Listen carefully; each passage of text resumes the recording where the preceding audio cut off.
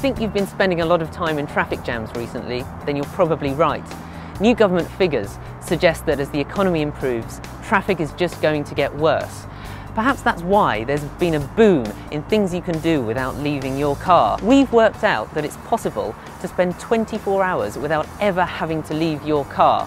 And it's fallen on me to prove it. Hi, my name is Junaid Mumtaz. I'm the local director for Metrobank in Slough. We opened Metrobank in Slough in May 2013. It was our first drive-thru in Britain. The drive-thru model in America is absolutely huge. Most banks have drive-thru banking. It works over there because of the convenience. I think that's what we're trying to replicate here. The next thing I need is some fuel. Now, if this was the 1960s, it would be easy. I could pull into any petrol station and an attendant would come out and fill the car up for me. Fortunately, Shell has decided to bring back attendants at some of its petrol stations, so you can sit in your car while it's filled up.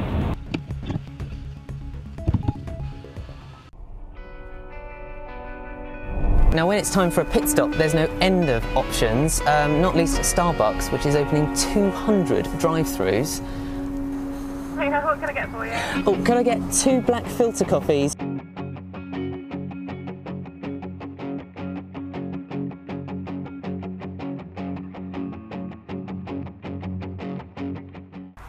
Now, the trouble with buying all these coffees at drive-thrus is it creates quite a pressing need to leave the car.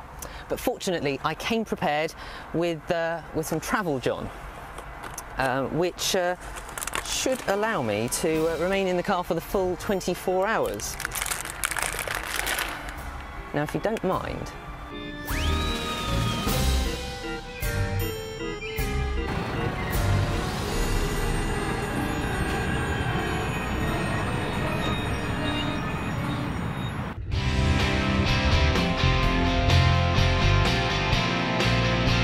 hi there, do you have anything that can help stop deep brain thrombosis? Are you going away? Are you flying? Or? Yeah, sort of for travelling a long time sitting down. Right, okay.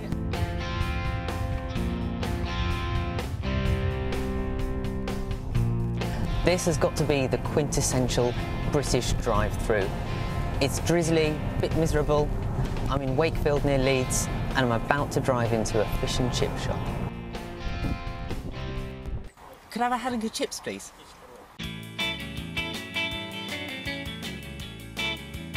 I'm sitting behind rows of cars in front of a big screen with the towers of the city in the background. The sound of the film is coming through on the stereo and I've got my popcorn.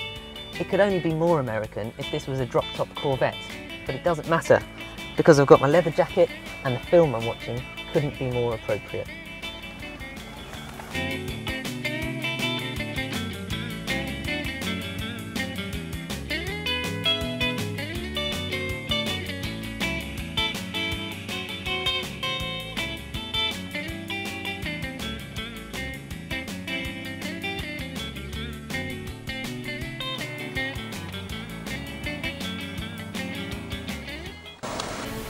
This is where the big car really shows its strength.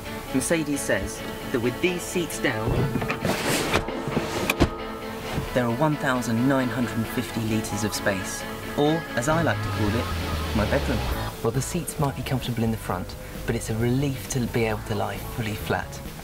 I'll resist the temptation to watch a DVD on the screens there, so I'll just say good night.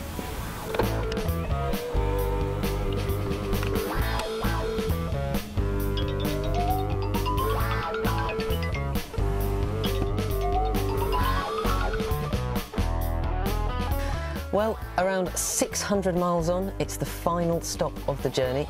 Amazingly, I'm still sitting comfortably. Now, the car hasn't fared quite so well, but there is something I can do about that.